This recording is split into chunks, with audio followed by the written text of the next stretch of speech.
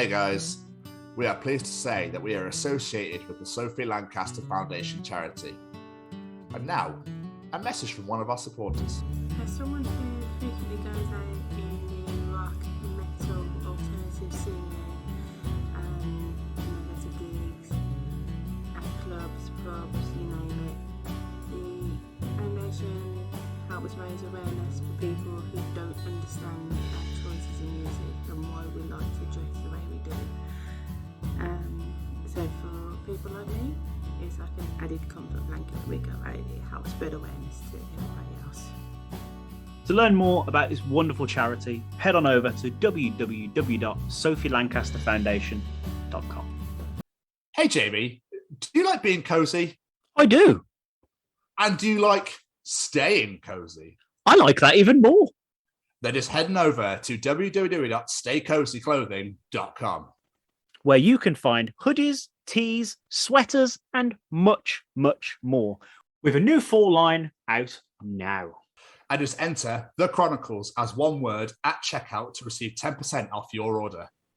And make sure you follow them on the Instagram at Stay Cozy Clothing to keep up to date with all the new designs. Remember, guys, that's the Chronicles as one word at checkout to receive 10% off your order.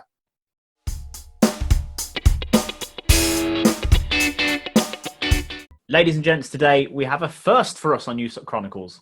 If you will cast your minds back to April of 2020, yes, all that long ago, we're on this show called Superhero Bar Fight. Me and my wonderful co-host were joined by a singer-songwriter. Well, today he's here back again to talk all about his new album, Vida. We welcome back the only man who makes a snack plate out of Yorkshire puddings and samosas, the wonderful Mr. Matt Roberts. Welcome, wow. sir. Thank you. Should I be saying thank you? But yeah, let's go for it. Thanks, Jamie. That Facebook story stole my heart. What can I say? Say what? You put a Facebook story up and it was like, got my snacks, and it was a plate just of miniature Yorkshire puddings and samosas, and it really captured my imagination for some reason. It was a Chinese selection box, I'll have you know. Let's go. There was Yorkshire puddings in a Chinese selection box.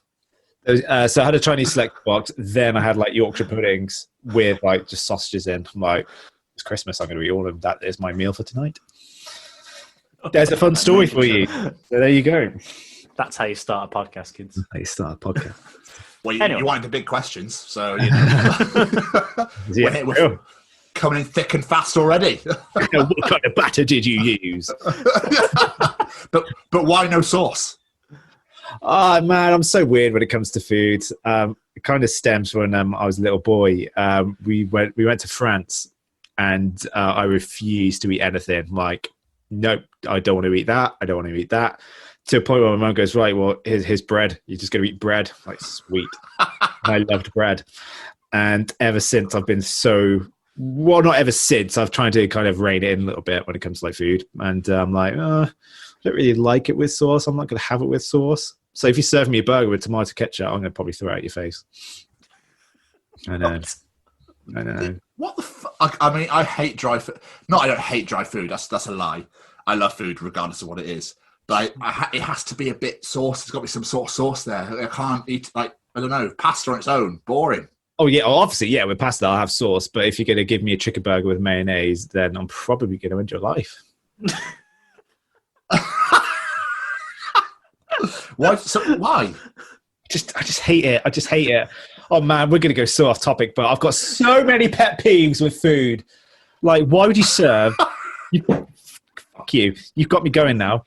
Why would you serve like a chicken salad with like warm chicken and like leaves, and then a freezing cold dressing? Fuck you, chef. Like, who does that? Oh God. Winds me up a treat. You've got a good point with that one, though. I can't really argue with that one. Like, seriously, like, this is really warm. That's really cold. What is that? That's balsamic dressing, sir. It's your bloody dressing, garçon. Shove her. Oh, I can't stand it, as you can tell.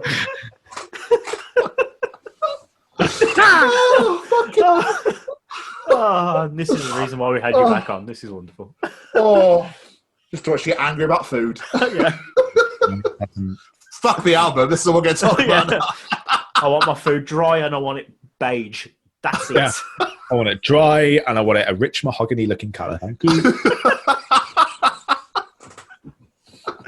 Oh. Anyway.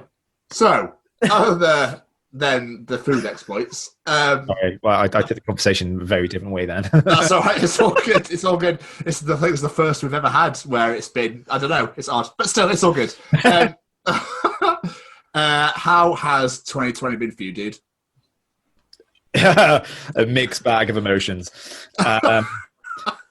I think there's some highlights. There's unfortunately a few lowlights. I think everybody's kind of faced across the UK at the second, but at the same time, it's been very productive, which has been great. I'm really thankful that I've got this music outlet to kind of support me through, like, I won't say dark times because that sounds really ominous, but just a few periods where I think, oh god damn it, lockdown, I've got to do something.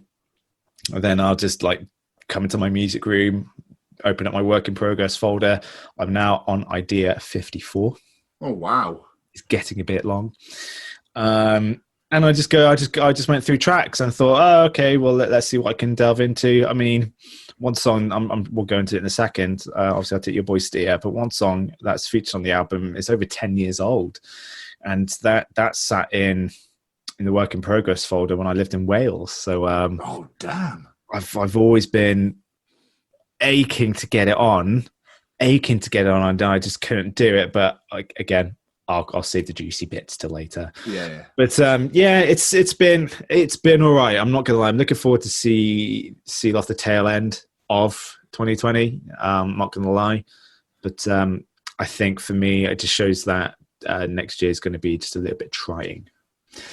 Yes. So yeah, see how it goes, I guess. Did you other than music, did you learn anything new or teach yourself anything new whilst locked away?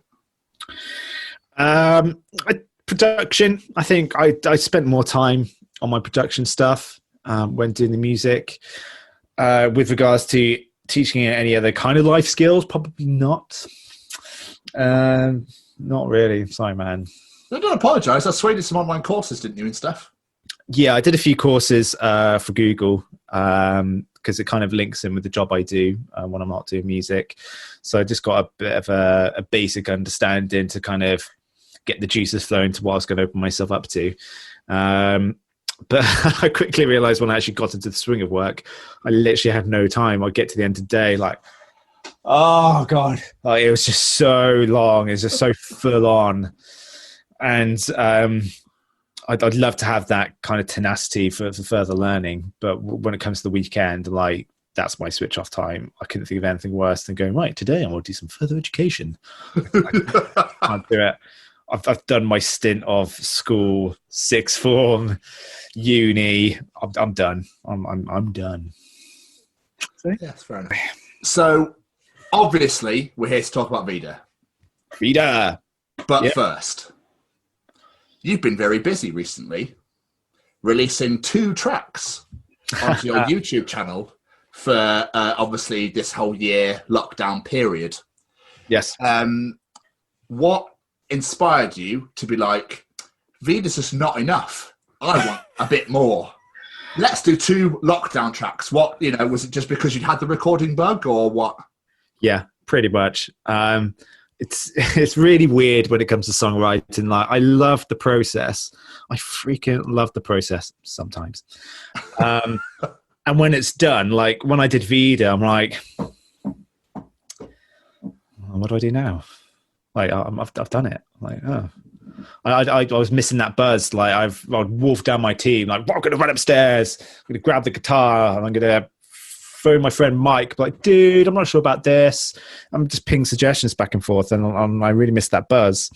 And I'm kind of hoping that some of the songs I've got on work in progress that didn't quite make the cut for Vida will hopefully make the cut for this lockdown EP.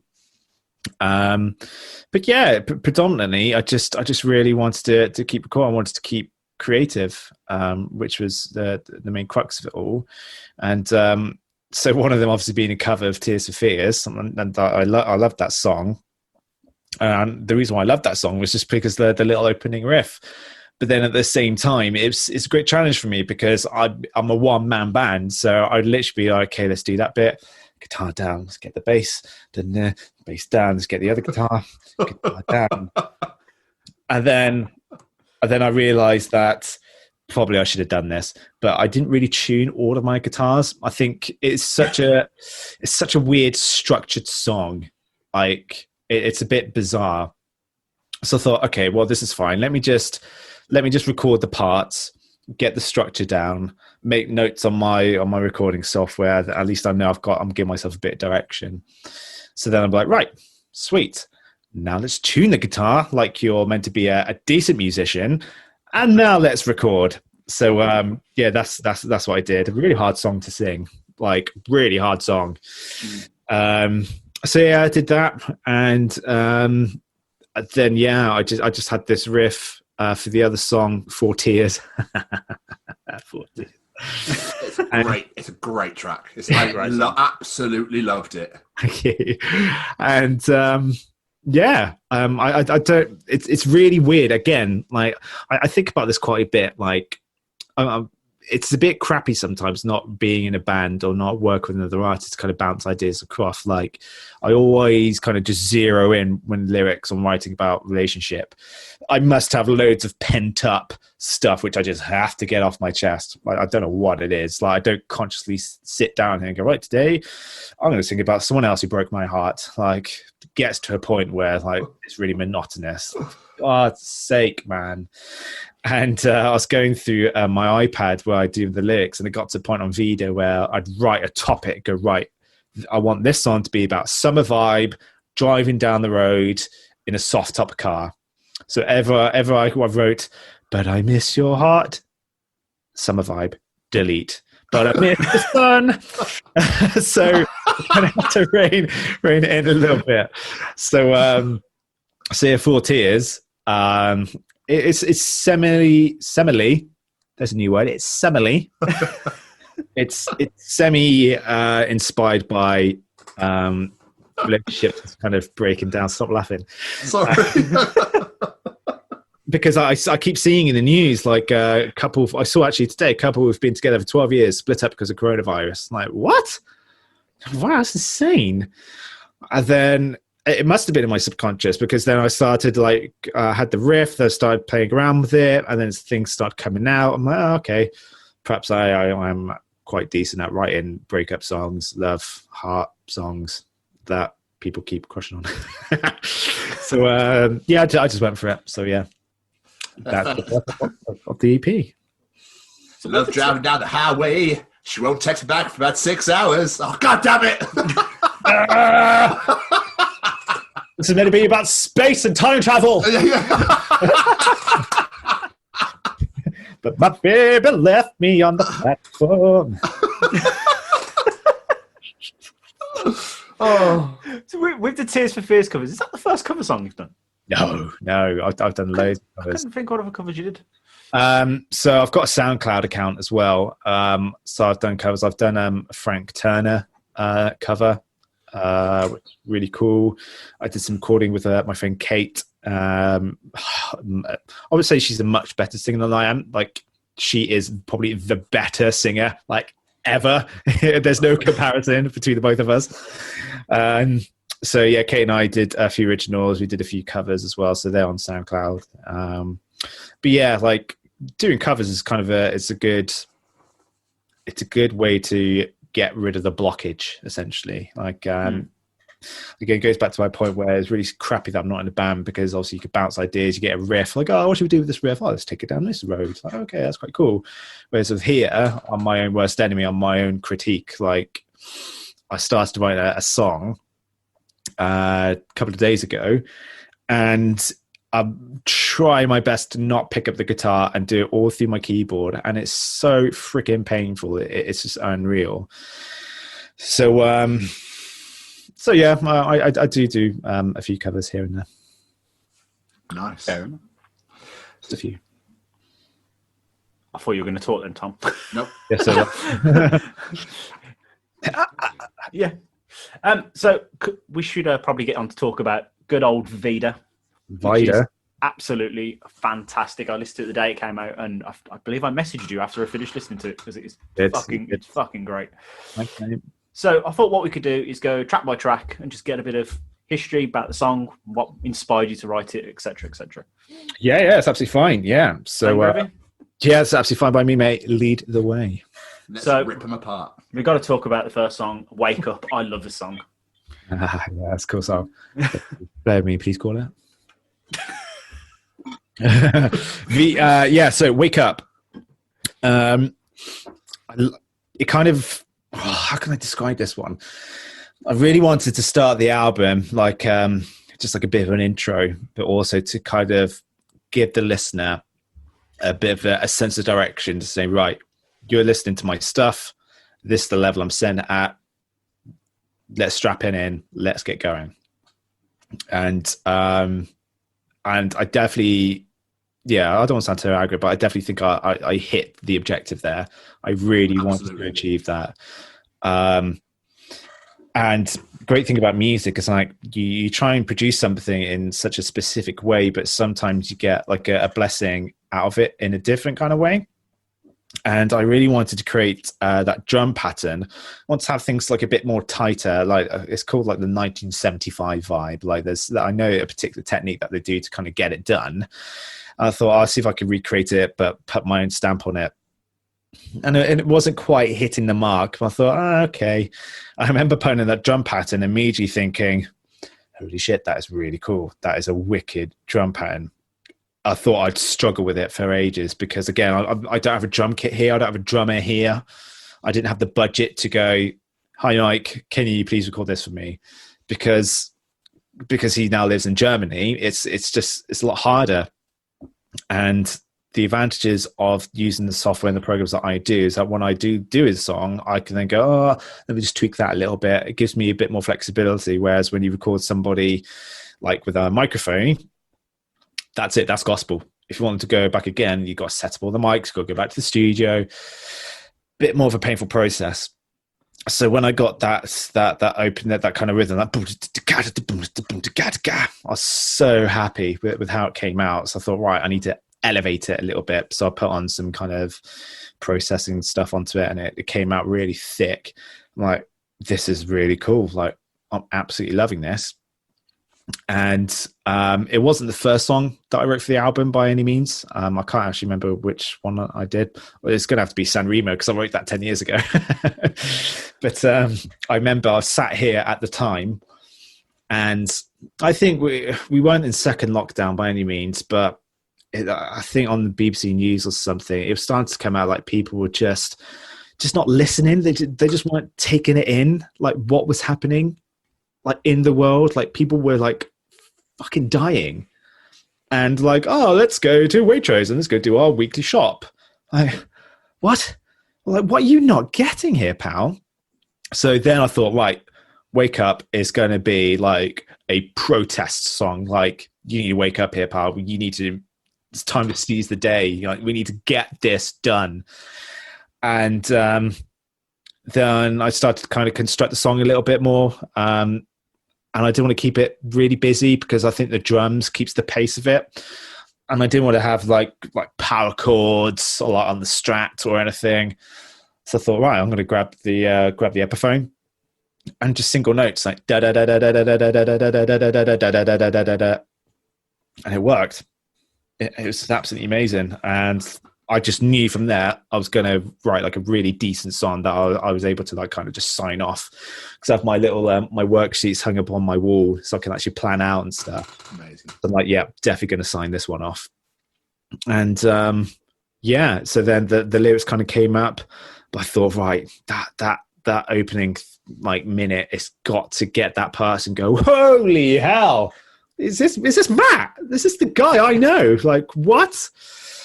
So then, did a bit of shouting, put a bit of distortion on to like, come on, wake up, move your ass. I love that bit so much. It just got to a point where I was just so sick of it. Like, what you're not getting here, like, it's your one chance in life to not cock things up. And if you want to do something, now's the time to fricking do it. but also you can't bear in mind like the kind of circumstances that we're in. So let's try not be an absolute moron about this, shall we? So yeah, kind of Wake Up came on, had some really cracky samples which I used, which just kind of put a little bit of fairy dust on top of the cake. Oh, it's great. Yeah, I absolutely love that song. It's definitely a song that gets you pumped. Absolutely. It comes in, just blows your fucking dick off. You're like, well, Jesus Christ, we're in, we're going. Yeah. What made you want to put the shouting in, though? I think it's absolutely spot on that you put that in. What made you go, you know what? I'm just going to fucking shout in there. Fuck it, let's do it. Well, the bit that you really like the middle eight kind of bit. Yeah. I think it was more like a bit more of a challenge to myself, because you go through the standard, right, verse, chorus, bridge, chorus, outro. And I kind of just wanted to mix it up a little bit. I mean, as I said to you guys many a time, like this album for me is very conscious of the fact that I wanted to push myself. I want to take things up a bit more. So I wrote the lyrics, and then I got to this bridge section. I thought, I don't want to do a standard guitar solo because it doesn't fit. I don't want to do like a Van Halen synth solo because A, I can't do it, and B, it won't fit. And I thought, you know what, I'm just gonna go for it. So closed all the doors in the house, so my neighbor didn't think, good God, what's he doing over there? And yeah, I just went for it. It took me a few takes because it's really, for me as somebody who's not that aggressive, and I tip my hat off to people who can scream and they could do it to a tune, like they could do it to a melody, because it's really bloody hard. And turned the grit up a little bit with some processing, and mission accomplished. Was it just off the top of your head? Did you write it all down? That's a good question. I'm pretty certain I would have written it down. I just imagine you being like, "Is this your time? Fuck! Go and shop for baked goods." Yeah, I would have written it down. Yeah, I definitely would have written it down. My process is so hard. I remember I've said to you guys before, I write the entire song instrumentals, then I go back and do lyrics. Like, it's really backwards way to do it, but it's just the way I do it. It's the way I'm comfortable with. It works for you. Yeah, definitely. But yeah, so I remember so I got some shelves here, I put the iPad there, and it's really hard to get like ramped up. And I started to find during when I was doing the vocal takes that if I was there, like just moving had my hands in my pockets, or I was like just had them like here while I was standing up and singing, I didn't get that much emotion. And if I really wanted to get like some higher notes there, I found I became more animated, like with my arms. And I remember doing that shouty bit, going, in this life you get one opportunity, one goddamn shot, there's no second chances. Well, I got messed up, like need to breathe. He's finished recording, he's got eye in a cuppa and a lie down. Yeah. How was that for you, love?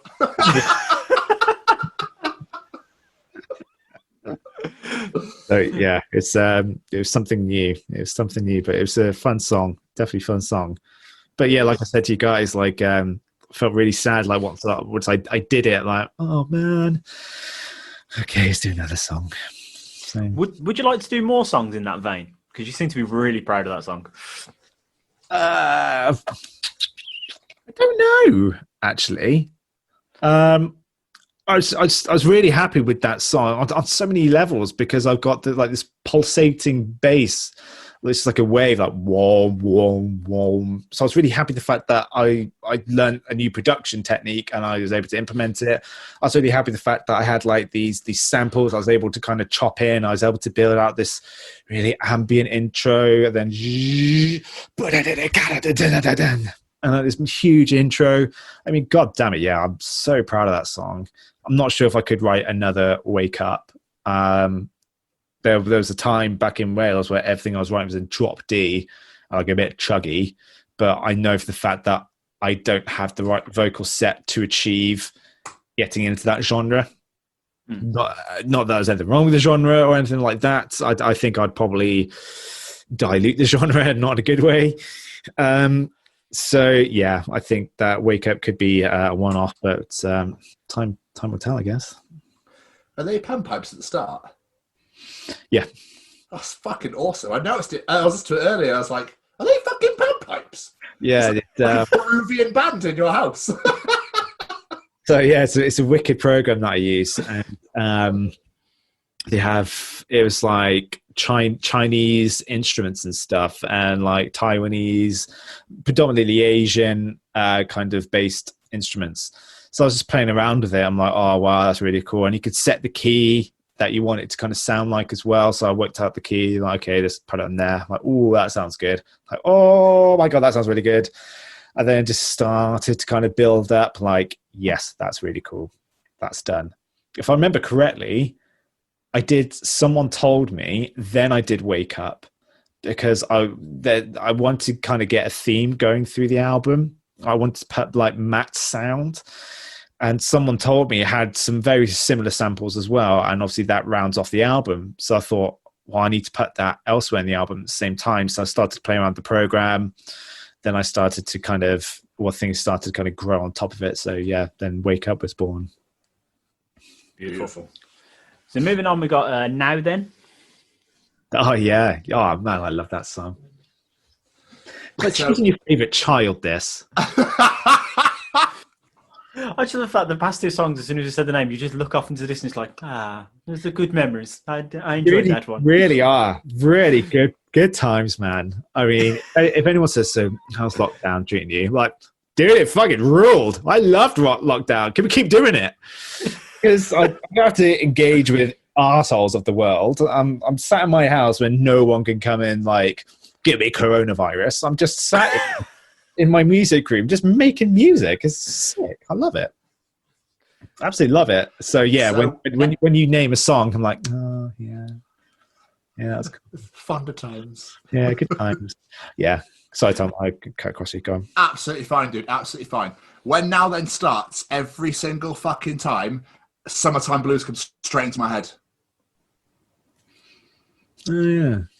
Yeah, it's just like it's going Summertime Blues every time I do it. I do it every time. It's probably the same kind of chords.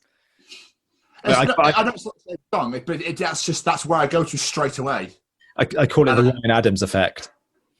It's so Now Then is heavily inspired by Ryan Adams. So on his self-titled album, he's very clever. He essentially just moved the capo up the frets to create like a new song. I was watching him live, like, that's A minor, that's C, that's G, again. Okay, you've changed the capo. That's A minor, that's C, that's G, again. I'm like, how's this happening? Like, this is insane. So now then was very reminiscent of some probably like Summertime Blues, like you said, but probably some other songs at the same time. And yeah, it's just very riffy. That's probably, I probably went against the grain a little bit on Now Then, because when you write an album, typically you record the drums and that's the drum sound for the next 12, 11 songs. Now Then wasn't the same drum sound at all, as you could probably tell. But still rad. Love that song. Wow. So what's it all about? Now Then, I'm gonna have to remember it. Sing a bit to me, Tom. This is going to be my next question, but I'll add it in. I find it's got the Rihanna effect by the fact that you repeat the same things. It goes, I want it. Oh yeah. Just well down. It's loosely inspired by one of my friends, a guy called Paul Clark. He runs a mental health group on Facebook called The Onion. And it's a fantastic group that he's kind of created. And I think everybody at some point in their lives has kind of come against some kind of mental health issue, whether it's been minor or it's been major. And I've definitely had my fair share of that, especially last year. So I kind of wrote this song, and I wanted to be about, like, look at where you are now compared to where you were before. So now it's meant, the official title is meant to be Now Over Then. Like, I prefer Now Over Then. And it's kind of, it's meant to take the listener back to go, well, just think about what you've done and just think about what you've accomplished and compare it to where you are now. And if you look back on Times Hard, see how much things changed, see how you got over that breakup, see how you got over the mourning of that person, see how you got over that job and now you're in this job, see how your life kind of changed and gone a different direction. And I think, I can't remember the exact lyric. It's either I want to know. I think it's I want to know. Because the other flip side to that song is that what it does my future hold for me. Like, I just really want to know. And I remember I said to my mum quite a while ago, like, I wish I had like a crystal ball. Go, look, in 12 months' time, just give me, well, am I happy? Am I with someone? Am I not with someone? Well, what's going on? So I think that kind of stemmed that kind of Rihanna effect. But yeah, it's for now then it's definitely a bit more of a production kind of focus for me. I wanted the drums to sound a certain way. I like the glassy effect, the glassy kind of stereotypical Strat sound that's cut across through it. And then obviously I did a shredding solo, which I really loved as well. Good yeah, song. coming out with the solos is crazy. It's not like you at all. It's not. I'm not a shredder. Like, I'm not at all. I cannot shred to save my life, but I can do a pretty decent solo if needs be. It was delicious. Cheers, buddy. Next, we've got San Remo featuring Robin Hawkins. This one we need to know about because then you said it's been 10 years old. Yeah. So live in the house with a couple of guys, and this is when I first got like my little home writing bug. I bought all this gear. I was literally all gear, no idea. That was me. And I had to teach myself all these things. I thought, I'm going to do a song and send it to BBC Introducing. They didn't play anything because no one was singing on it. I'm like, why is this dude just sending us instrumental songs? Why is anyone going to want to listen to this? I'm like, oh crap. So yeah, I was heavily into Circus Survive during my time in Cardiff, and during my time in Cardiff as well, I had the bands like Kid and Glass Houses, Blackout, all those guys, like they were at that level, and then it was the next level. I was kind of like just there to kind of witness that. And so this song originally was called The Moya, which was named after one of my friend's girlfriend, actually. And I gave all my songs like really random song titles, like stupid stuff. And I wanted to write like a really kind of cool little poppy song. And this is the song where I had in my book, on my iPad, Summer Vibe, Driving with the Roof Down. That was it. That was the brief that I wanted to hit. And it was really hard to sing. Like, it probably pushed me out of my vocal range a little bit. So there's definitely a few takes that it took me to kind of get that. And it got to a point where it's just a bit bland. But I didn't feel like I was doing it any justice. And I wrote this verse and I sang it, and I thought, this just sounds so dull by this point. Like, I've just switched off now, like just really switched off. So I messaged my friend Rob, and I was like, hey man, hope you're okay. Just wrote the song. It's screaming for like someone else to kind of sing, and I wondered if you do it for me. He's like, yeah, dude, absolutely fine. Send it across to me. And months had passed. I was like, oh man, he's not going to do it. He's not going to do it. So I did it. So I sang on it, and I was starting to warm up to the idea. I was like, okay, it's fine. So I did another guitar solo on it, which came off really well. I'm like, okay, this is actually turning out to be a really cool song. Again, sensing a theme here, chaps. It's another production push for me. Like 10 years ago, I used to love writing just like acoustic guitar tracks. It is more mellow, a bit more like calm. The reason I did that, because I was into that music at the time, but also knew that I could produce it in a certain way which made me comfortable. So San Remo it's a rock song. So for me to deal with all these kind of frequencies, to deal with, can I bring that guitar out? Is that bass still cutting through? It was hell on earth to kind of get that produced. But because I practiced and I just kept tweaking things, I was doing research, then I was able to kind of find a nice little sweet spot. So then eventually Rob goes, "Hey man, I've emailed you." I'm like, oh, no way. So I listened to it and I was just laughing because his vocals were just spot on. And I put them into the song. I mixed it. I EQ'd it. I did everything I needed to do. And I remember I was just sat here with my studio headphones thinking, it's done. I don't want to do anything else because he has just put the cherry on top of it. This is done. And it definitely hits that vibe. And it's named after a place in Australia, San Remo. So we took a trip to a place called Phillip Island. And we drove through a town called San Remo. And all along the drive, you could see the sea on your right-hand side. I thought, this is incredible. Like, I could get used to living here if I moved here. So it's a cool song. Really cool. It's a great song, man. I think the first three songs really stand out and make you go, you are listening to a Matt Roberts album. Holy fucking shit. And what I love about San Remo is the chorus is really punchy. I was just, whoa, and it's like, fucking, let's go, come on. Whoa, why are you with me? Yeah, that was, I think that's my Cardiff vibes coming through. That's definitely inspired by Kids in Glass Houses, definitely 100%, because they're really good at, they were really good at writing that kind of that stuff. Yeah, and because it's that, I wanted that summer vibe. I wanted it to be a song where people like reflect back, go, oh, do you remember when we went to the beach and we listened to that and we had that time, and then literally in the meal, like, oh my god, we listened to that song. I wanted to have that kind of effect, so it had to have like a really powerful like hook for that listener to go, yeah, that was cool, I remember that. So I was really glad I was able to achieve that. But yeah, I think I did about 4 tracks of me singing Whoa, 4 different tracks.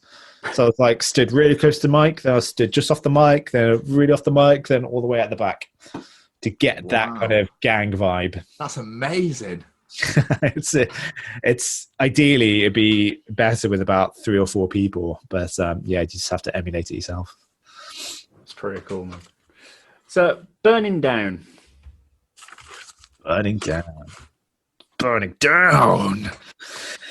Yeah, this was actually going to be an album filler.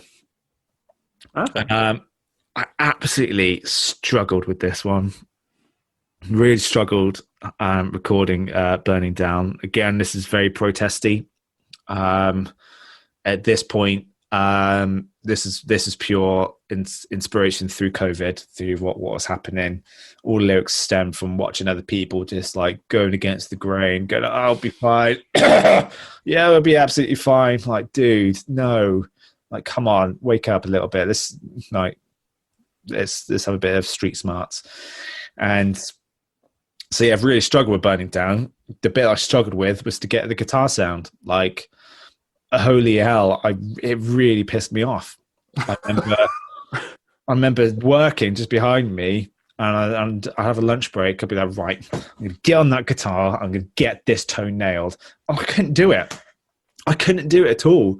It's during summer I wrote this because I'd finish it, realize that I've been inside the house all day, and I'd go for a walk around my town, and I'd put my headphones in, and I'd think, this just sounds like crap. It just sounds like crap. So I have my phone out, make a few notes, like change the EQ, change the guitar, change it all. And I hated working on it. I hated working on it purely because of my goddamn Strat. Bastard. And somehow, from a little bit more tweaking, I managed to kind of find that sweet spot in the giant haystack that is guitar tone. It's just there. And I found it, and exploited the little bugger. And created Burning Down. The demo was really interesting. It got to a point where I was like, okay, I need to do a bit of mixing now. I've got to a place where I'll be like, yeah, that's fine. Don't worry about that one. But I thought I need to add a bit more stuff to it. So I added a bit more backing vocals. change the dynamics a little bit. But yeah, it's just a straightforward song for me, I think. I was just going to ask actually if there was anything, because obviously it's been like love recording Waking Up, love doing Now and Then, love doing Sound. Were there any songs that actually were like, for fuck, I can't, I don't like it, fuck it, it's just to scrap it? I think, but Burning Down was definitely going to be an album filler, but it turned out to be the runt of the litter. I think, like, it's a great song. That's a great analogy. I love it. I sound so egotistical, but I put so much effort into it, and then for it when it comes on in my car, I'm like, I just recognise like da da cat, da da cat, da da cat. And the reason why I say it's a bit of an album filler because I don't think the lyrics are strong enough. Personally, I know that there are other songs where like yes, flew, it just came to me, whereas this one it just felt a little bit more forced, probably not as natural. During the process. But yeah, struggle with the guitar tone.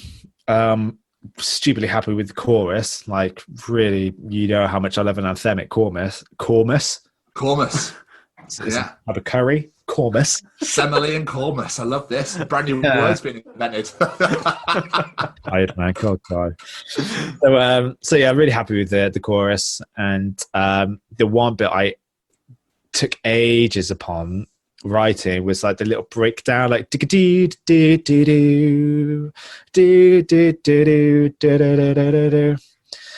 remember I recorded this song on an old bit of gear, and this is why I struggled. So I had this old bit of gear, recorded Burning Down, freaking loved it, got a new bit of gear, and then all of a sudden like, I'm gonna flip everything you've done on its head. Like, whoa, what's this? And I remember like I couldn't recreate what I did on the old bit of studio stuff, and it was so painful because it was so effective. Like it just hit the spot of what it needed in this bit of the song. So yeah, this one definitely pushed me to my limit. Really did. Did you want the title to sound protesty? Is that why it's called Burning Down? Yeah, 100%. Yeah. So Burning Down came before Wake Up. Burning Down was the first inspiration to see, like, reading the BBC, reading the news, watching Sky News, like, seriously, like, what is happening? Seriously, what is happening? I just couldn't believe it. Then I saw like the Prime Minister go, yes, we're going to do this. You're like, oh, good God. So yeah, definitely protesty song. I love that you didn't give up on it though, because if you said you've got this work in progress folder of stuff you've given up on, the fact that this one you're like, no, I'm going to get this fucker, I'm going to nail the bastard, and it's going on the goddamn album. Yeah. Well, I'm so tenacious. I never give up on stuff. It's so rare for me to kind of admit defeat. And this is going to go off the tangent, but there's a reason being why. When I was a little boy, when I lived in Devon, my parents bought myself and my brother a bike each. And we had lived in a cul-de-sac. We didn't share the same bike, trying to learn how to ride on the one bike. Just clarify that bit. So we go down this cul-de-sac, and my brother would be like, doof, doof, doof, then me, doof, doof, to a point where my brother goes, you know what? I'm done. I'm absolutely done. And my mum was like, no, come on, keep going. It's like, no, I'm done. And me, zip, doof, zip, doof, zip, doof. I just kept cycling forward. I just didn't give up until I got it. And that just keeps me going in life, through everything, whether it's like my creator side, whether it's my personal side, like in work, or like love life. I try and like keep it going until I'm like, you know what, I'm done. I can see that I've put in everything here. I'm absolutely done. And it's only happened to me a few occasions where I've literally had to draw the line in the sand and say, you know what, dude, I can't do this. I really cannot do this. And Burning Down was quite far away from getting to that point where I'll be like, you know what, I'm going to get rid of this, because I put in so much effort in this song. I thought I just need to do a bit of tweaking. I just need to persevere, and it paid off, paid dividends. And like 5 knee surgeries later. Yeah, I fought that bike so much. Yeah, I've got 6 new hips. 3 new legs. Except I recognise this one. Oh, this is Wednesday leg. I should put it on Sunday leg. So yeah, it's a run to the litter, definitely. Next, we've got trends. Trends. This is the Write a Song in a Day challenge. Yes. This one. Yeah, so trends is Write a Song in a Day challenge. And I actually came to see you, Tom. We went for coffee that afternoon. So to my right here, down here, I've got my pedal board. And just to the left of it, I've got a rack of guitar pedals. And usually I just plug my guitar straight to my sound card, and I use like guitar emulation and stuff to kind of create my sound. So I was looking at my guitar, my pedal board stuff that I use live. I thought, I really should plug that in. I haven't played for it for a while. So I put my delay on, and I was just noodling on my Telecaster. I remember that. My favorite guitar. Means a lot of memories, man. And so I was just playing around with this riff, like bum bum ba ba da da ba bum ba da da, and then that's the birth of that song. And then next thing I know, my friend Mike calls me. He's still living in the UK at the time, and I was like, "Dude, what do you think of this?" He's like, "Classic Matt song, classic, classic Matt riff." I'm like, "Oh, really? Cool. All right." He's like, "Get it done in a day. I challenge you. Get it done in a day." I'm like, "You mental? How am I going to get this done in a day?" It's like, "Do it. See what happens."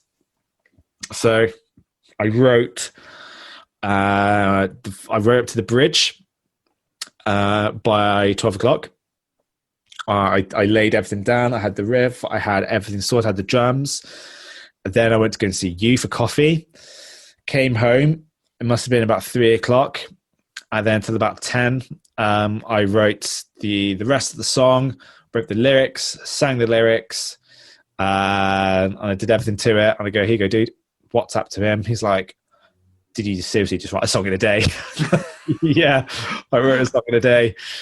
And to hear from Mike, who in my eyes is probably one of the best drummers I'll ever come across in my life, that's his bread and butter. Like, that's his world. That's his income. He is a drummer. He's a session drummer. He knows his stuff. If he says, "I'm onto something, I'm going to go with it." And he said, "I love the way those drums kick in." Like, "Really?" He's like, "Yeah, man, love him." Like, it's just slightly offbeat. And for me at the same time, because it's got their like boom, cat, boom, boom, like the electric drums at the beginning. Mm-hmm. I knew the second I started doing that, I thought BBC are going to love this. For some reason, they love any of my songs where I've got like that 808 drum, like I just knew they'd love it. I just knew they'd lap that up. And then, yeah, I uploaded to BBC, and the next day got played on the radio. So, if it was written in a day, why did you not call it "Song for a Day" or whatever? So that brings me on to the lyrics. This is probably the only song that was slightly inspired by a third party, a certain individual, not Mike. Obviously, Mike gave me the challenge, but I think I was just at the tail end of trying to start seeing someone, and it just went kaput. And this certain person was very big in the Instagram world. Well, they wanted to be big in the Instagram world. Mm-hmm. And it's not directly at that person. It's the topics kind of stemmed from that. And I wouldn't say that I personally felt like, "Oh, he's a musician, that'll look good for the gram," because I'm just a musician who lives in Evesham. I mean, I'm not like Drake or anything like that. Well, you're the wrong colour to start with. So. Exactly. I'm not Ed Sheeran. Let's go down that road. Yeah. I mean, I'm just Matt Roberts, who lives in the outskirts of Worcestershire. So yeah, you're onto the wrong ballpark there, lovely. So yeah, but at the same time, I felt like I was pushed. I put in so much effort into kind of showing this particular person like who I am, and it's not a front or anything like that. but at the same time, I felt like something just doesn't feel quite right here. So that's the line where I said, I'm not a trend to do. Like, I'm not one of your phases. Like, okay, I've been with a PT or I've been with someone, I'm going to go for a musician. Like, no. I'm not part of your trend. Like, shove off. So that's kind of where it kind of stemmed from, very loosely. It's really hard to describe because it's not like at her going, this is about you, bitch. It's all about you. Because it's really not. It's not directed to her. It's just like I've seen things in that world kind of go that way. And that's how I kind of took my inspiration. So it's not about her in any shape or form. It's really cool, man. It's a cool song. Really cool. So I was stupidly happy with it. Is the version that you finished in a day the one that's on the album, or did you tweak it afterwards and all that sort of stuff? Yeah. Fair play. I'm impressed. Thank you. So next just quickly, how did you come up with the track order? Because obviously Trent is quite a softer song. The first four. There's a bit of psychology behind it as well. You got to think about the listener's kind of attention span. Because if you think you got wake up, you're like, oh, yeah, this is wicked. This is really cool. And then you got now then like got that opening riff, then you got the bass line go. So I started to think about like, how do these songs start? Is this going to appeal to the person? Are they not going to go, oh God, 10 seconds in, bored? I know that because I do that. So I needed to kind of take that and kind of put it into the album itself. And there's 2 stripped back songs on the album. And I had some pressure from Mike again to say, dude, just scrap them. They're not good. Well, actually, mate, they mean a lot to me, so I'm going to keep them. And he goes, okay, we'll split them up. I'm like, no, because there's a theme to the album. Like there's some kind of fluidity to it. Like I like to think I'm starting to shape my sound and my production, so I'm not going to change that.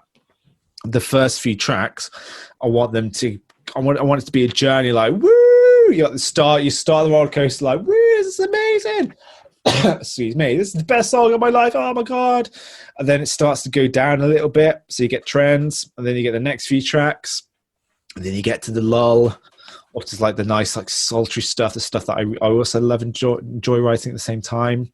And then you kind of build it a little bit back up just as the train's coming in. Love it. So yeah, the track ordering was an interesting one. I think I changed them about 3 times. Okay. Yeah, changed about 3 times. So after Trends, we've got the debut single in Fool's Gold. Yeah, FG, baby. FG. Fucking love this song. It's wonderful. Yeah, that's anthemic. Wow. That's probably one of these songs where I thought when I finished it, I thought, oh man, what am I gonna do now? I was so gutted it was done. Like, but yeah, I love that song. It's bittersweet because, should I say what it's about? So we'll put some context into this. We will, because I'm more than happy for you to. So basically, for anybody listening to this now that didn't see the live show back in October, start of November, we did a whole live show based on just one song, where Matt gave you a little bit of context into what it's all about. This episode here, this interview, we are actually going to delve into what this song is actually about. So strap yourselves in, loves, and here we go. So Matt? This song is about Tom. So I remember I was listening to quite a lot of pop music at the time. A bit of like, I wouldn't say like pop like Ariana Grande, because pop these days is kind of a bit like indie. There's a little bit of dashes of like indie in it. And I listened to this one song and I thought, oh God, that's just so simple. Like that is a wicked song. So I thought, okay, well, I'm not going to plagiarize it because I'm going to get sued. But I'm going to take some elements and I'm going to see what I can do to it myself. And at this time, I remember like you were going through all of this crap with this particular individual, and it was just, was gut wrenching to hear. Like I just couldn't believe it. This is during summer, wasn't it? Was it summer? Yeah. And I remember the conversations that we had, whether it was over the phone or I came to see you, we're to have a coffee. And I just remember sat there listening to these stories like, what on earth is happening? And I remember my phone going off, and then I was waiting. I might as well just started to pick up the phone and go, come on then, what's wrong now? And it just got to that point where I thought, this is just absolutely unreal. So I had the riff kind of ready. I had something there. I definitely had a brief of trying to make something just a little bit more hooky. I really wanted to really encapsulate like a song where I thought, shit, I'll keep singing that damn song. Like, God damn it. That was what I wanted to do. I had to get it done. And then this one I mean by like it's bittersweet. Like my inspiration came from your pain. It's really horrible. and then I think if memory serves me correctly, I'm trying to put myself in your shoes to where I wake up like, okay, can you spell it out for me? Do you want to tell me how to breathe so I can skip this round of you knocking me off my feet? And like pray to your God for the ones you love, the ones you trust, for one last time. Like, seriously, I'm just done.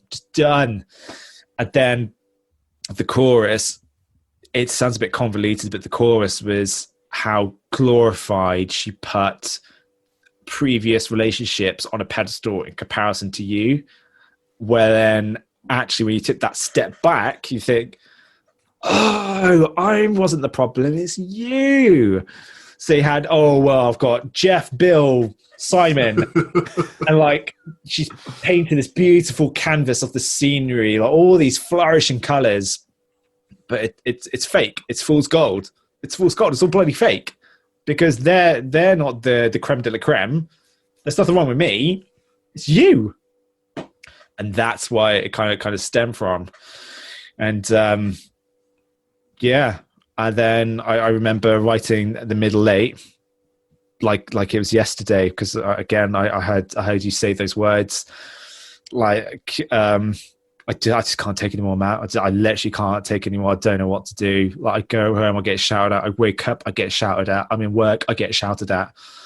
And I just remember saying to you, dude, you got to get out of there. Just leave. And it was just insane, absolutely insane. But so fool's gold. Complete dedication to Mr. Stevens. Yeah, it's greatly appreciated. It's every time. It gets me every time, Jamie. I know. Like it's bittersweet as a friend listening to it as well, let alone if he's writing it, like, because it's such a catchy song. If I listen to that song, it will be in my head for the rest of the day. Like when I was listening to it earlier, when we first got on this, joined this Zoom, I'm sat here going, it's stuck in my fucking head.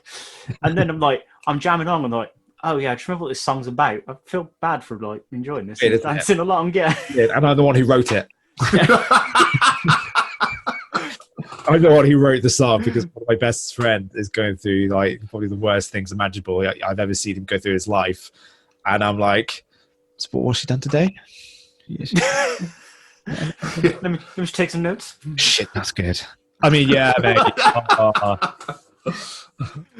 So yeah, but that's the great thing about music. I think I said it in an interview with Gemma that music to me is like a photo album of sorts. So I'm a big fan of certain artists. So I buy their vinyl. So when I'm old, and hopefully if I have kids or something, they can go, Daddy, who's this vinyl? But like, that, my friend, is such and such artist. And then it's a flashback for me.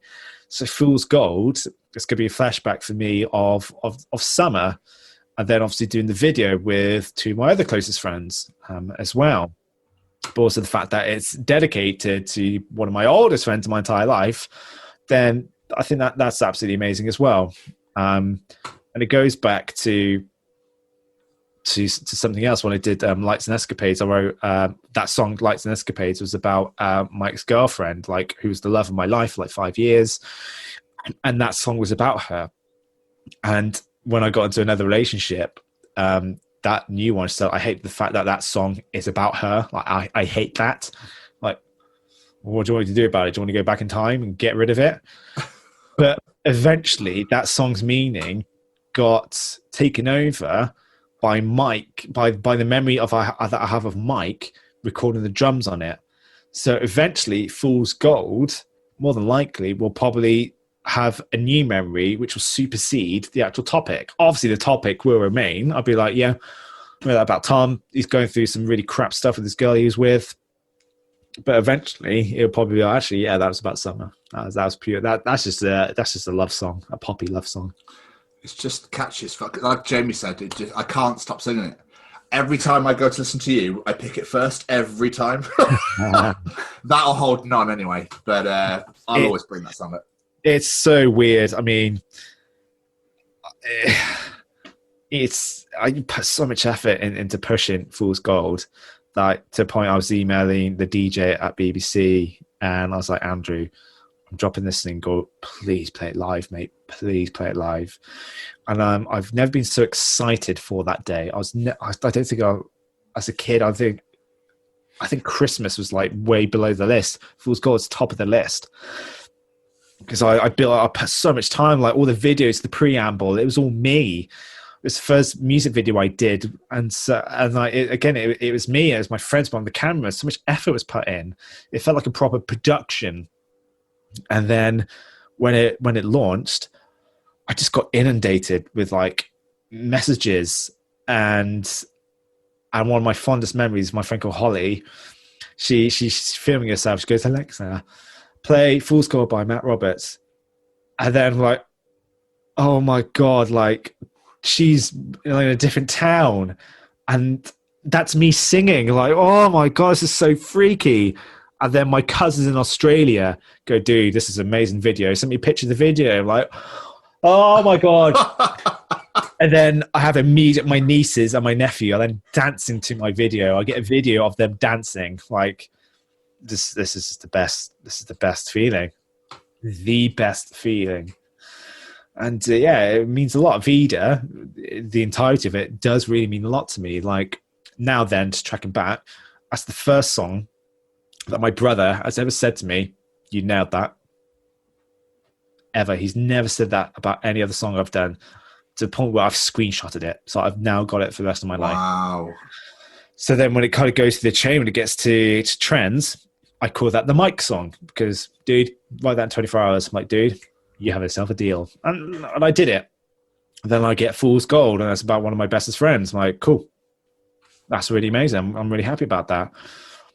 And Vida is more of like it's more like a photo album for me. Definitely. It's such a cool. I love that. That's why I said about me and Jamie doing this show. Like it's just a diary. Like I say, it's just a diary. You could go back to episodes where we're chatting back about what we did in the week. And you're like, fucking hell, I forgot I did that. Yeah. It's like it's so cool. Never would you think that you would have interviewed the people that you guys have interviewed. Like in your wildest dreams, you think, oh my God. We interviewed like that dude's vocal coach. Like, huh? What just happened? Like, it's just nuts.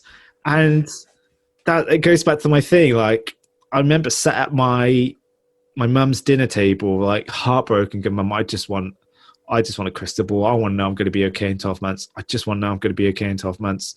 And if in that crystal ball, I would have seen, yeah, you're going to release an album that's going to have nearly 1,000 streams. You're going to be played on the BBC. Like, Jeff off. Really? It's nuts, man.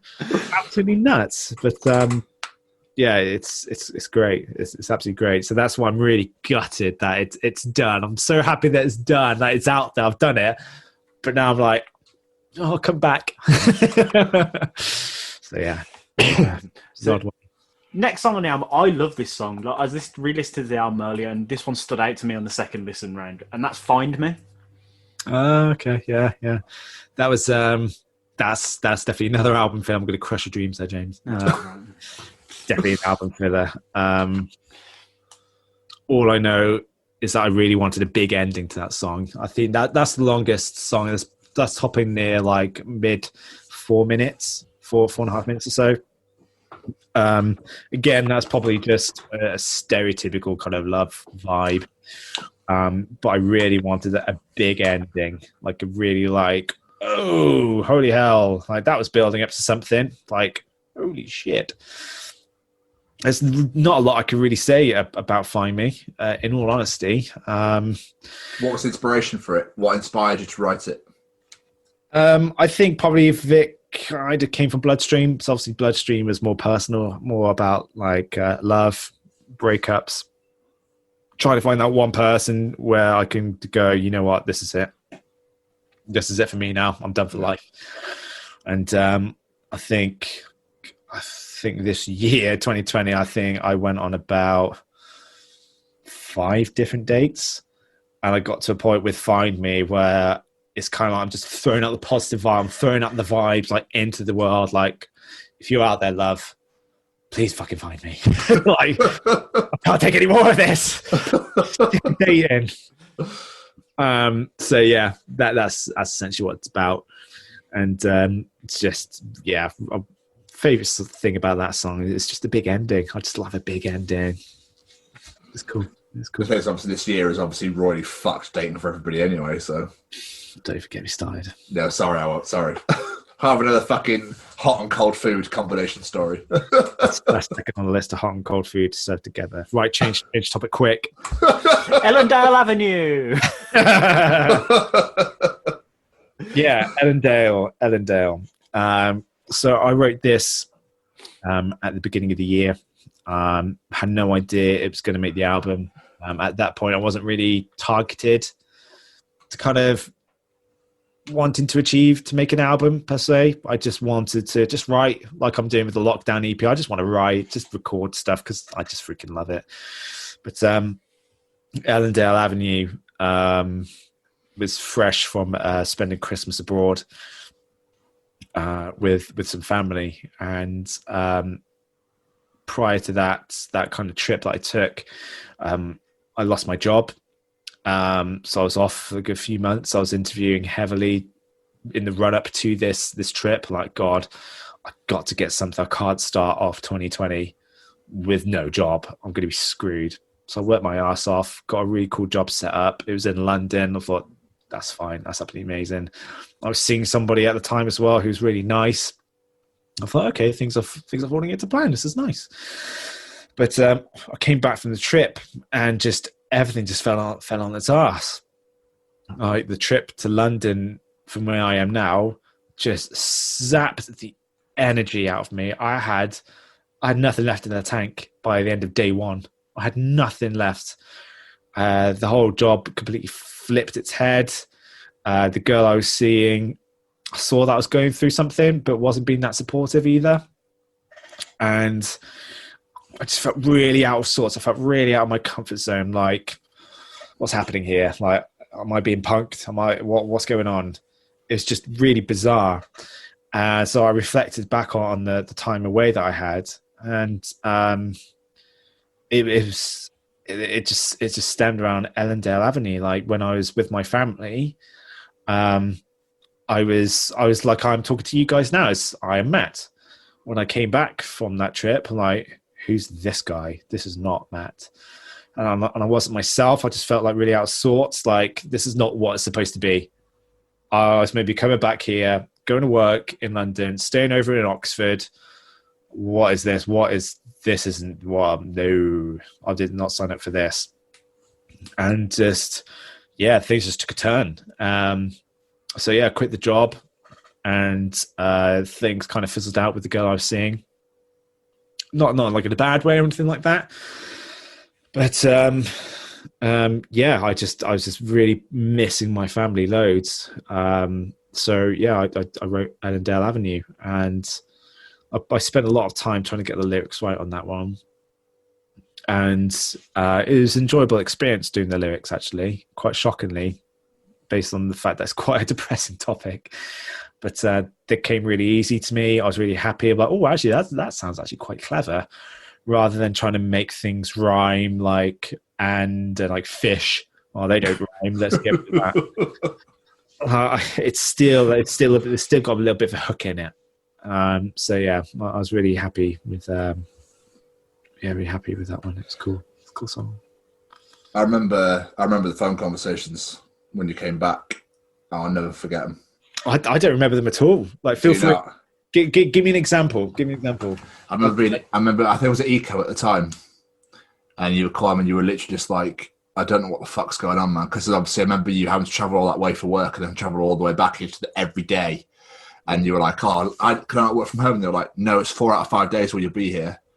And I remember you were absolutely just gone, just absolutely gone. And then you were staying at her place, I think, every now and again. Yeah. But then she wasn't really being as supportive as you had hoped, and then that was really put straight on you as well. There's definitely things which contributed to the emotion. It's definitely an emotive song, as is the next one that follows, Ellendale.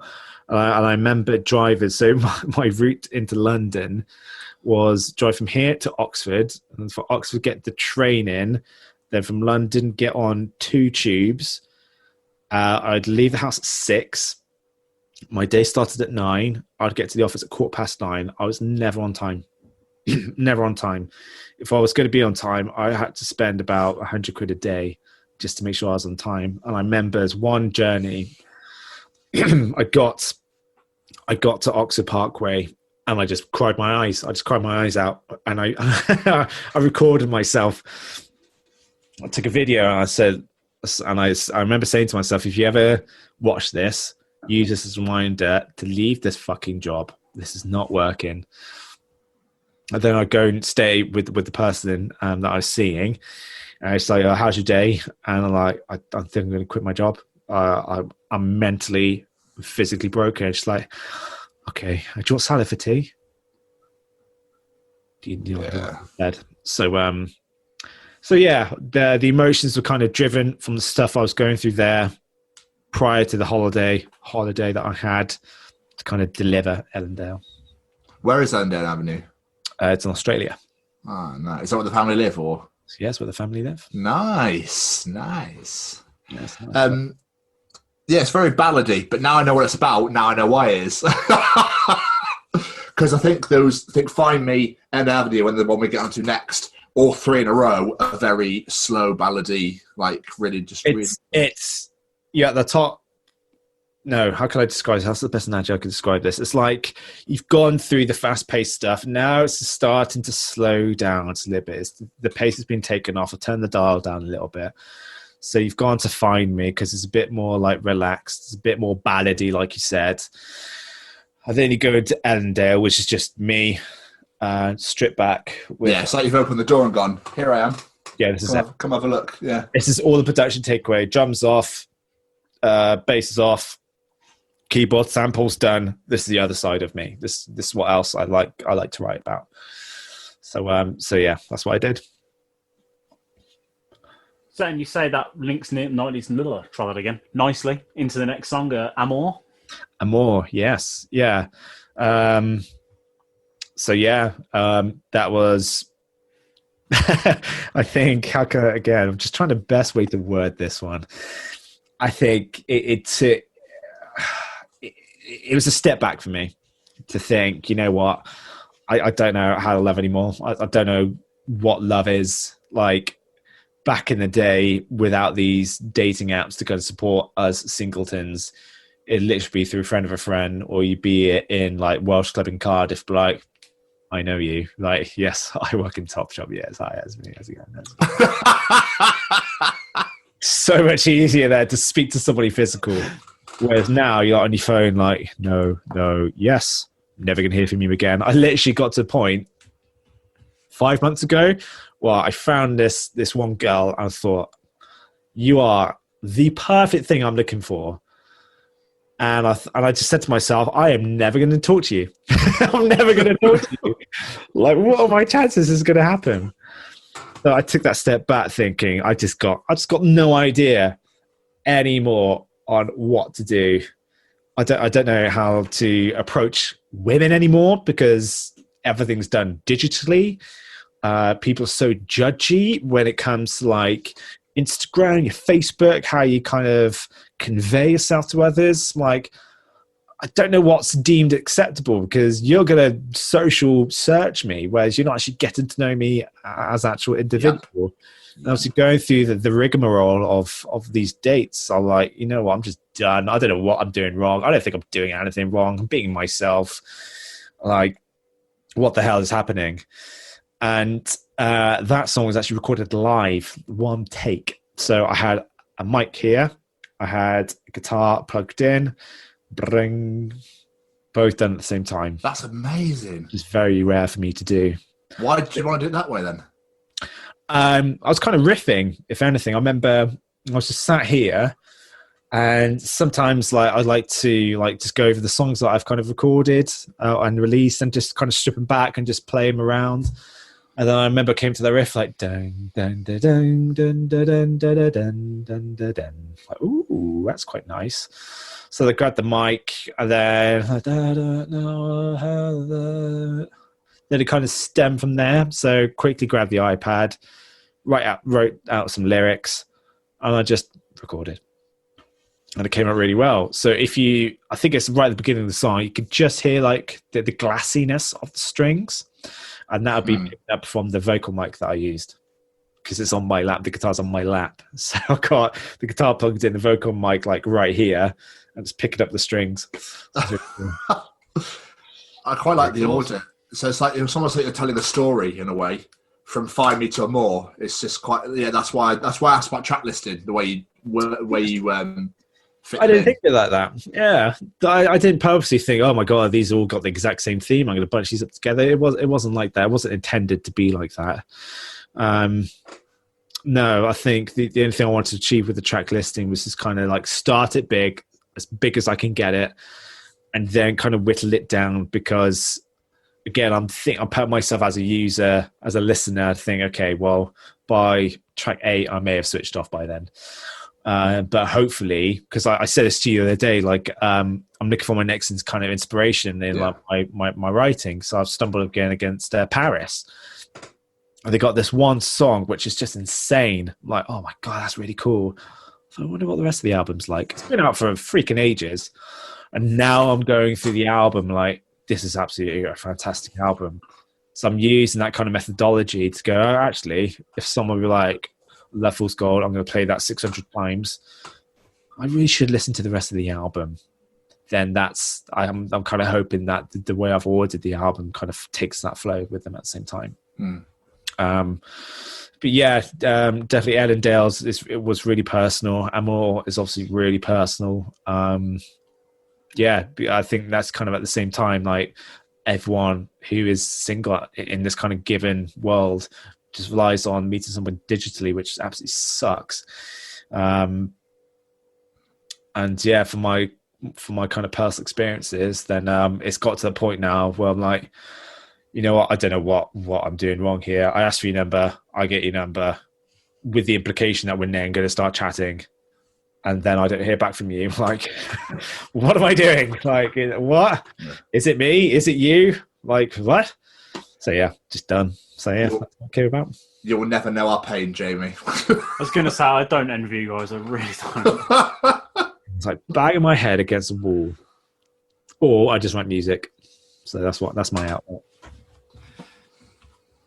Right. Next song is Oasis.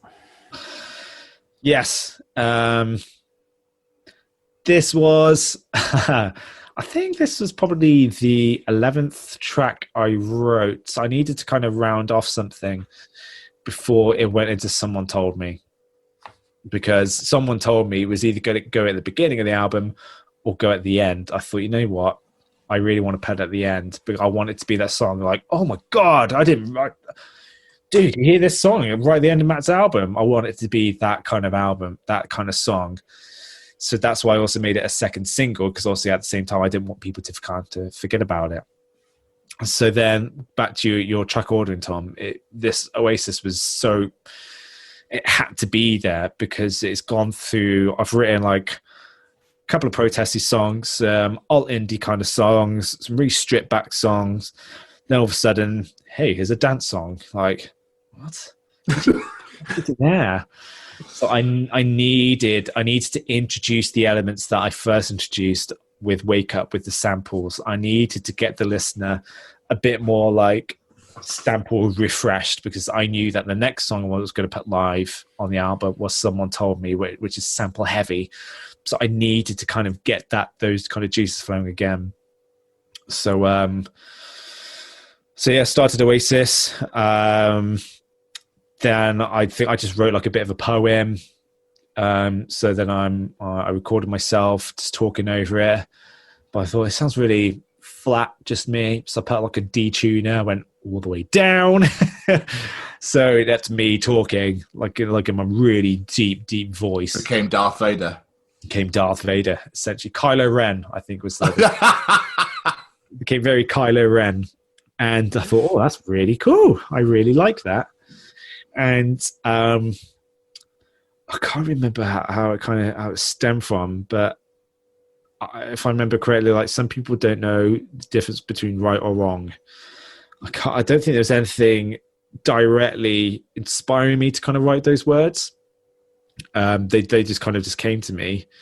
But yeah, that Oasis was purely a segue track, because it went, like I've already said, it's gone through the whole album's gone through these motions of like rocky, indie, subtle, stripped back, and then boom, Someone Told Me, like, oh Christ. I needed that segue piece. It's cool. Poem's cool. Sorry, innit? Not too bad. Yeah, it's all right. Yeah. But seriously though, right? So I was going to put it to the end, but I'm going to say it now. I feel that you've literally told a story with the album, and I also feel that it's like segueing into your next one you're going to do with that in that sort of style. So it's like you've gone from Bloodstream and you did all the rocky stuff at the start, and you got ballady, and now you're going into that dancey electronica side. And then you're like nail on the head. Yeah, you're like diverting into that sort of area for the next stuff you're doing. Yeah, definitely. This track that I've been working on recently, it's just weird how music happens. Like I created this drum beat, and then it's just a bit flat. I wanted like something a bit more gritty, so I put this effect on, and then all of a sudden the I think it's like shakers. I put distortion on them, and it completely tuned them. I'm like, what? Like, hey, what's happened here? And then I'm like, oh, that's actually quite a cool melody. I'm going to keep that on. And on my personal Instagram, like where I probably document most of my life, I was going through all these things, like trying to shape the song. I'm still battling with it, but yeah, it's very electro heavy. It really is. I'm trying my best to try not grab the guitar. I do a stereotypical Matt songwriting session. I'm trying to keep it like electronic as best as I can. But yeah, I think I could be heading that way. Yeah. Well, but that's purely dependent on the music that I listen to. I mean, before I came on to speak to you guys, I had a live session playing by Ryan Adams. Whereas in the car, I was listening to Bring the Horizon EP. So it's just everything goes to and from. But yeah, like I said to you already, I mean, listening to the Paris album heavily inspired me to kind of think, perhaps I do need to look at my production technique a little bit in a different light, because it's something refreshing. See what the future holds, I guess. Yeah, I feel like unintentionally you've almost told a story without actually meaning to tell the story that way. Okay. That's how I feel about it. Like I said, I feel that you've gone, especially with Vida, where it's like all heavy at the start, all protesting, like, yeah, here's the album, fucking. Then you've gone, stripped it back, it's like, this is me. Yeah. And you diverted into Someone Told Me, which we'll now get onto, when you've gone, I'm going to try this. Yeah. And now that's where you're going. Yeah. So. Yeah, it's an interesting one. I mean, Someone Told Me is another challenge song. So one of my oldest school friends, Katie, during summer, we were chatting, and so you need to write a dance song, Matt. That's how you get the big money. That's how you get signed. I was like, is it now, love? Okay, cool. And I thought, yeah, why don't I try and write a dance song? Like, pretty interesting. So I tried writing a dance song like, this is dog shit, delete, get rid. So I went to my work in progress folder, picked up another song. Let's just say it was like Burning Down. So I bashed out Burning Down. And then I came across the sampling software. I was just playing around, like how can I describe it? Like the monk singing at the beginning.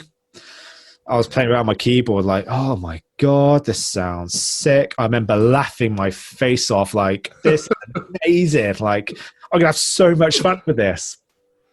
And I thought, oh, it'd be really cool just to get some nice guitar, like bum, bap, bum, bap, bum, bum, bap, brum.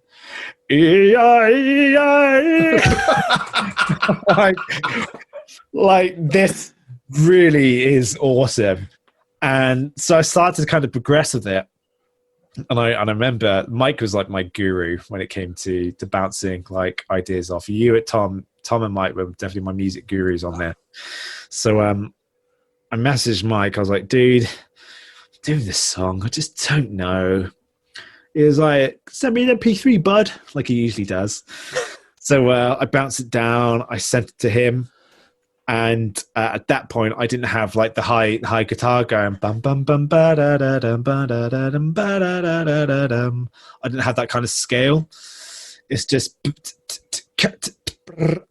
it's electronic drums. It's just the guitar, a few samples.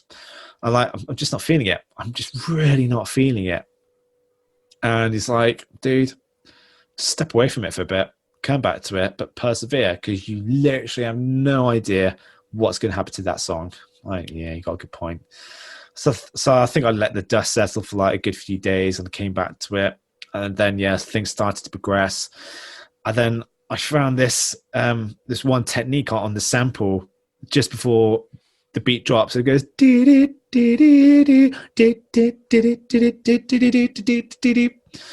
like, I just clipped that bit of audio so perfectly. Like the waveform is like that. To get that, I must have like stopped it here and just looped it. I'm like, this is amazing. And then I had like this big sub like doom sub bass going like, this is wicked. I'm loving this. And then I put some synth bass on, like the really subby synth bass on. Did a quick mix, sent it to Mickey, and he went, why don't you sidechain that bass and see what it does? I'm like, okay. So sidechaining is like a process where you make something else trigger to affect that bit of audio. So instead of going boo, boo, it's like wom, wom, wom, wom, wom, creates that woofing effect. And when I did it, it like took the song from there. It's like all the way up here. So I'm so glad I didn't delete this song. So glad. And then it just happened to be that one of the sample went, someone told me. Like, this is going so well. This is insane. I wanted it to be about like a dancey thing. I just pressed my keyboard. I went, someone told me. You're damn right someone told you, love. Let's crack on, shall we? And it was so cool. It's just so cool. And so I called it the Katie song. So Katie and I called it the Katie song because she challenged me to do it. I'm like, here you go. It's the Katie song. She went, this is amazing. I went, it's all right. She went, yeah, I'm going to say to everyone I know. I'm like, cool, yeah, thanks. Appreciate it. Thank you very much. So when it played on the radio, to this day, I still find it like weird. Like somebody in the BBC saying my name. And literally, I'm not exaggerating this. I was sat downstairs with my partner in crime at the time, and I get the email saying, "Oh, we've played your song tonight." I'm like, oh, "No way! What song did you play?" And it was like, "Someone told me." I'm like, "No way!" And I was just scrubbing for the audio, and I was just chatting to her, and then I heard like, like shut up. And so completely cut the conversation off, but I find it so fascinating. You could play me like a millisecond. I'll be like over here, play a millisecond. I'm like, that's my song. It's really bizarre. It happened in my car the other day. Like, I think it's Fool's Gold. Like, here's just the white noise at the beginning. I'm like, that's Fool's Gold. dun dun dun dun dun dun dun dun dun dun dun. Like, oh, I knew it. It's just wicked. It's wicked. So yeah, so someone told me, it was just that on the brief dance vibe, got hit this one out of the park for Katie, and it was freaking gnarly. Where did the female vocal come from? Oh, someone told me. Yeah. It's just a sample. Oh, is that all it was? Literally. Yeah, it's just a sample. Yeah. So I was just messing around with the keyboard, and I just happened to press one key. Going, someone told me. Like, oh, that is really nice. I do like that. And the lyrics though. God, what the lyrics? I don't think it's about anything in particular.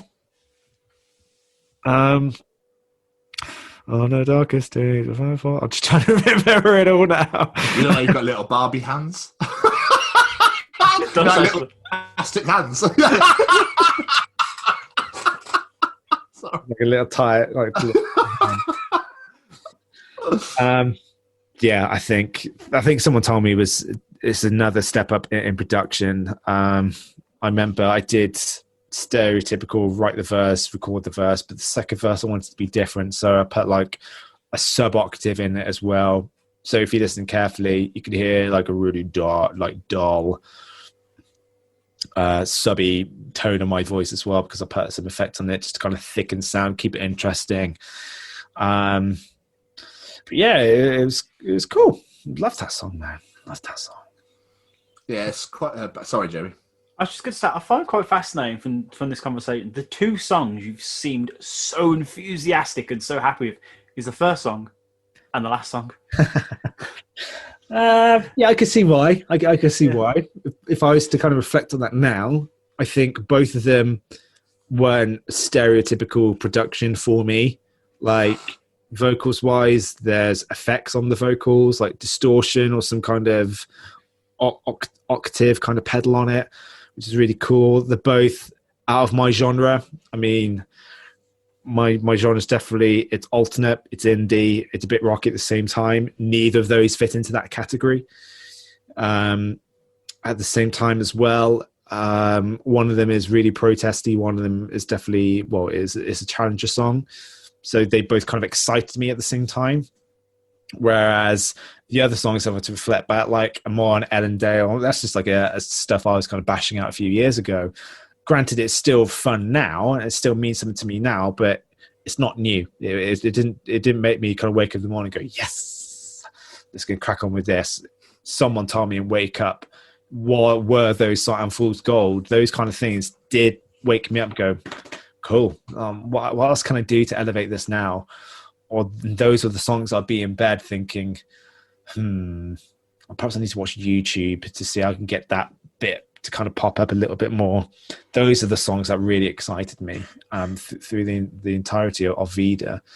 And someone told me it's just, it's kind of like you said, Tom, I think you've hit you've definitely made an interesting point there. Like, it definitely sounds like there's a theme coming, because I've obviously dabbled with electronics a little bit more. I'm starting to dabble with them a bit more now because it's exciting. It's something new.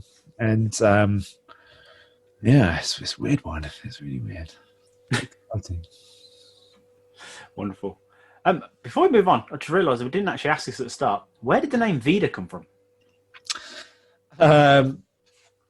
So Vida is obviously Spanish for life, and I wanted to have something a little bit different. I mean, I've always loved the Spanish language ever since I started doing it in school. So already I had like a list of names like on my Google Docs, because I had like an album track listing, I had a progress, I had like a database of stuff for people I wanted to reach out to. So I started to collate everything in here. So I had Vida. I thought, yeah, that's quite cool. There's a bit, it's just borderline Coldplay, like Viva La Vida. I'm like, let me crack on. But every time I looked at the list, just Vida just stuck out like a sore thumb to me. And at the same time as well, it was a good depiction of life, essentially. I mean, Bloodstream, like I've said like a number of times, it's really personal. That's probably the rawest I'm ever going to get. That's probably the most personal I'm ever going to get. And putting it down to paper, I'm actually sharing it out on Spotify and everywhere else. Whereas with Vida, it probably wasn't as personal. It's a bit more life focused. Still, there's definitely elements in there, but I think Vida is a great way to kind of show what I was going through during that process. So if someone goes in years to come, go, what was Vida about? Well, that was about my life during the time we were going through this global pandemic. And you can hear that in that song and that song. During my life at that point in time, 2 people challenged me to write songs. Here you go. Also, as well, one of my closest friends is going through a tough time, and that's what that song epitomizes about. And then that song, Burning Down, is about how the government just royally screwing things up. I take it's such a hard job to do and trying to accommodate everybody's needs, but at the same time, you've got to do something right, and they just weren't doing it right. So, yeah, it's about my life as a 32 to 33-year-old. I'd say it really shows how far you've come as well. It really, literally from Lights and Escapades to now, you've grown so much. Oh my God! Yeah. And you're growing again. You're challenging yourself to do other things again and do brand new. It's awesome. I'm so excited for what's to come. Thanks, man. Yeah. I think I said this to Jem on her podcast as well. Like I look back to like Lights and Escapades, and I look back to Bloodstream. I've got no regrets on what I wrote about or how I recorded those songs, but I'll be the first to put my hand up and say how they sound is absolutely atrocious. Again, it's a photo book, isn't it? Yeah. And Lights and Escapades, I lived in Clifton in Bristol with this lovely girl called Jen, and we had this flat which was an absolute steal. Like, we got an absolute bargain for such it's been placed as Clifton. Like, oh my God. And like the ceilings, like, when do they stop? Like, they're so high. And then in my room, I had like this still the same desk, same computer, same rig that I had kind of set up. And I recorded the majority of Lights and Escapades there. So when I hear like certain songs, like, okay, I wrote that when I was there. That was there. I remember what that song's about. And then when it Bloodstream, it was literally, this computer was just sat here, but I've now just moved the studio entirely, and it's in this house. I've written 2 albums in this house. So when I come to move, these albums will then remind me about the house. So that's I'm kind of taking things away. But yeah, I mean, Vida for me, I had to up my game. I just had to up my game sonically. I couldn't produce another Bloodstream. I couldn't produce another sound in Lights and Escapades. I had to do something different. And well, yeah, as you boys already know, I've started to invest into a bit more gear. Starting to kind of invest a bit more tools that are going to help me along the way. So yeah, let's see what the next year holds for me. Excited. Amazing. Are there any lessons you've learned while making Vida that you want to take into the next album, whether that's something that went wrong or went right? There's nothing that really springs to mind. I think, if anything, lessons I've learned is trying to keep things a bit more consistent as possibly can. It's always hard for me to try and get like a really good vocal sound. And that's probably one thing that at some point I'm gonna have to write a list to kind of learn different techniques. So you get like vocal warmth, vocal saturation, which makes the vocals sound like really present, really there. And sometimes they do, sometimes they don't. I think the lessons to learn is probably to just have a bit more pride in my sound. So I'm not, when I say I'm sat in my music room / music studio, it's literally, it's the 3rd bedroom of my house essentially, which I've turned it into like my little room. But when I record a guitar, I'm not micing up a guitar amp. I'm going straight to my sound card and I'm using like an emulator. But I think that's a really great thing because, like I've already said before, if I record a demo, go for my walk around and think, oh man, this is too much gain on that guitar track. I then have to go home, down around ponds, let's put the mic there. Shit, where did I put that mic? Did I put a room mic over there? God damn it, I can't remember. Whereas now, let's just turn the game done. It's done. Problem solved. Done.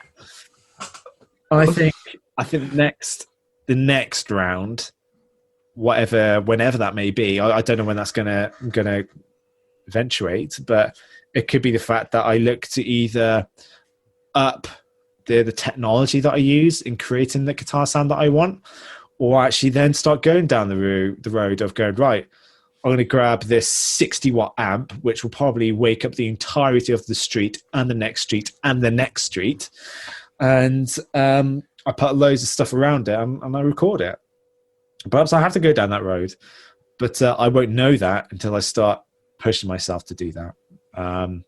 So I think any lessons learned is probably just take a bit more pride, but also just to not rush. I didn't rush anything in Vida. So I'm definitely going to keep that consistent. Amazing. Tom, have you got any more questions before we get out of here? Just looking forward to what's to come. Amazing. Before we do shoot off, we like to play a little game with our guests, and I can't miss you off because I love this little game. We call it quick fire round. It's 5 questions. You just answer them as quick as you can. Oh, Christ. This is great. We love doing this. Right, number 1, let's go. Favourite Christmas movie? Die Hard. Good answer. Favourite pizza topping? Meat. Just meat. Yeah, good answer. Who would play you in a movie? Leonardo DiCaprio. Obviously. Of course. Favourite cartoon growing up? Ninja Turtles. Fuck. Amazing answers, and I love how fast you're answering. Advice you would give to a younger Matt Roberts? Oh, shit. That's a great question. I can't quick fire that one. Oh, my God. To a younger Matt Roberts. Oh, dude. The list is... Have this book. This gets everyone every week. It's the best. Oh, man, that's such a great question. The advice I'd give to myself... I don't know. There's so many things. Like, I imagine my timeline, and go, right, that happened there, then that will went to shit down here. I'd be like, right, don't go do that. That's what you've asked that question. But like, right, do not go and date that person because that's going to happen. Remember that day when you had that? Go get that looked at. Not that I had anything. But that kind of thing. I think the only thing I would go back, if so, I'm going to take this to another level for you, Jamie. Like 6th form. Okay, let's just get this right. Come on. How old am I? How old's my younger self? Ooh, I'm trying to. Where do you start shaping who you become? Should we say like junior school? I would say high school. Yeah, so high school. Should we go pre-GCSEs?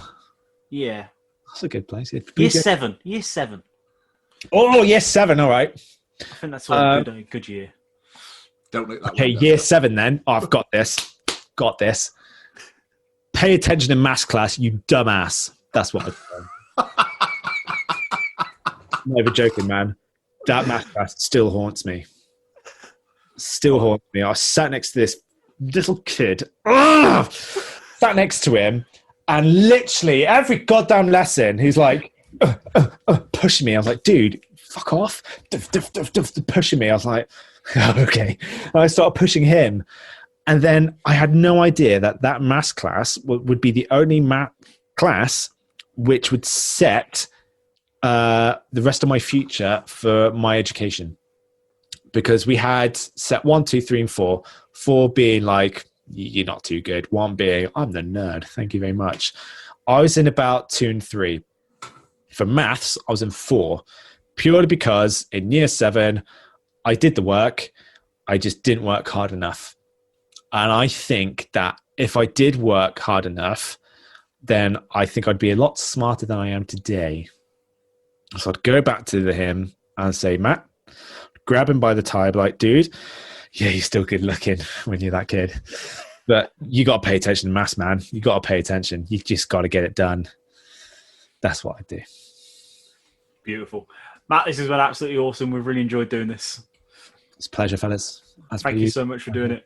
No worries. Thank you for having me on. Okay. I thought he was going to say something else. Yeah.